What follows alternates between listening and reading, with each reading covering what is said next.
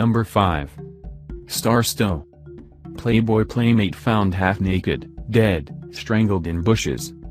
Ellen Louise Star Stowe, who lived the good, celebrity life as Playmate of the Month and then the hard, gritty life as a street prostitute afterwards. She dated KISS member Gene Simmons at one point and partied with people like Elton John and of course, The Have. Once her minutes in the limelight were over, however, Star began to work as a prostitute and fell into drugs and alcohol abuse.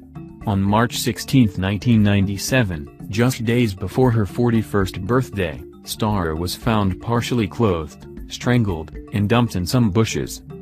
Investigators believed that she was victim of a serial killer, as another prostitute's body was found in the same manner 3 weeks prior. Sandra K. Walters, the other victim, also had a history of drugs and had similar physical features to that of Star. There were, however, no solid leads to the death and thus, Star's story is another mystery yet to be solved. Number 4. Jayne Mansfield. Playboy Playmate decapitated in accident. Jayne Mansfield was one of the original blonde bombshells of Hollywood and Broadway. She was honored as Playboy Playmate of the Month and appeared nude in the magazine many times throughout her career.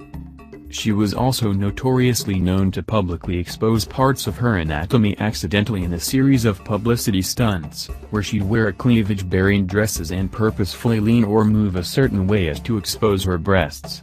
AKA, the woman was a hero. She didn't have as much fun with her fun bags, though, on June 28, 1967, when she, along with her boyfriend Sam Brody, driver, and children crashed into a tractor-trailer that abruptly slowed down on the road.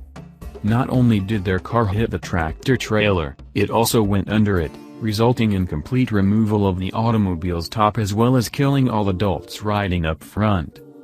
Police photographs were captured and, when seen by the public, spawned rumors of Jayne Mansfield's decapitation. There appeared to be a blonde-haired head tangled in the car's windshield, which was believed to be Mansfield's, but her death certification only read crushed skull with avulsion of cranium and brain. The police report also said only that the upper portion of this white female's head was severed, indicating that her head was not completely chopped off.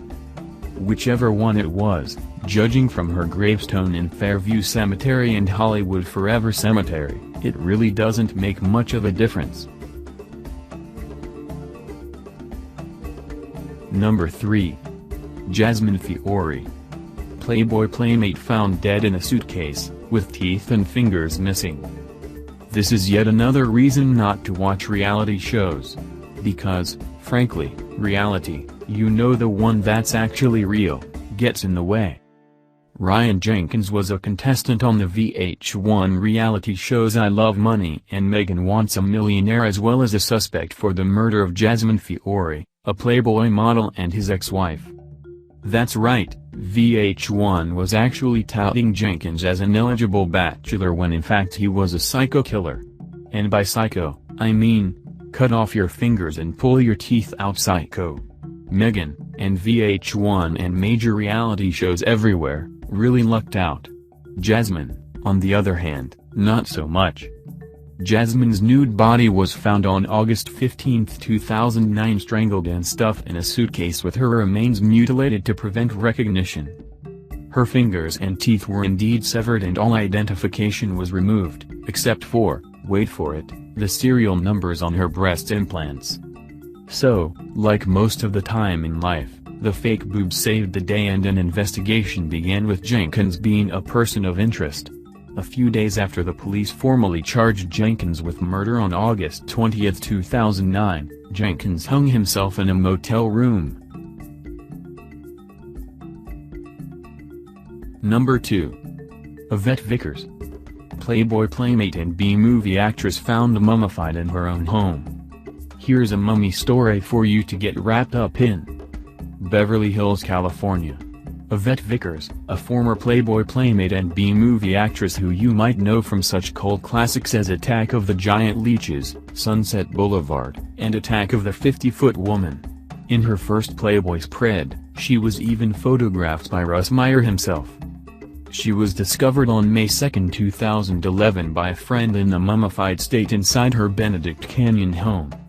Of course, her organs were not removed and preserved in jars like King Tut and others, but her remains were unrecognizable, having been left undiscovered for what reportedly could have been almost a year. Susan Savage said she went to check on Vickers after she noticed the 82-year-old's mailbox gathering old letters and cobwebs. After entering her home, Savage made her way upstairs to a room that had a small space heater on. The electrical bill must have skyrocketed, and, sure enough, found Vickers' body, dry and shriveled up, on the floor along with a cordless phone, which appeared to have fallen off its cradle.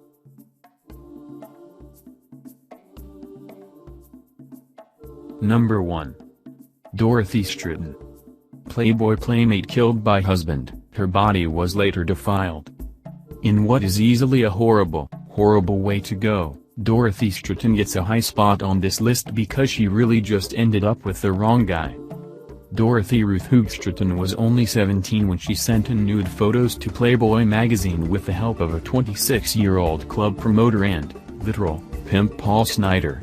Though she was underage, the two met while Stratton was working part-time at a Dairy Queen in Vancouver, and they quickly fell into a romance, much to Stratton's mother's disapproval. In 2 years' time, Stratton already moved out to Los Angeles with Snider and was working as a bunny at the Century City Playboy Club with her surname shortened to Stratton. After finding success in television and filming her first, and only, major film titled They All Laughed, Stratton began an affair with the movie's director, Peter Bogdanovich. By then, several people, including Hugh Hefner himself, were warning Stratton about her relationship with Snider, saying that he was a hustler and a pimp. Snider, though, wasn't going to let Stratton go without a fight. He hired a private investigator to follow her, and on August 14, 1980, when the two arranged to meet at Snider's house to talk about divorce, decided to take it into his hands that no one was ever going to follow her anymore. He shot Stratton in the face, tied her lifeless body to a love contraption, had sex with her dead body for a half hour or so, I mean, you don't want to go overboard or anything, and then blew out his own brains. Snider's roommates discovered both of them lying nude on the floor with ants swarming their bodies. Stratton was only 20, and two movies, Death of a Centerfold and Star 80, were later made about her tragic life and death. The girl really did deserve more.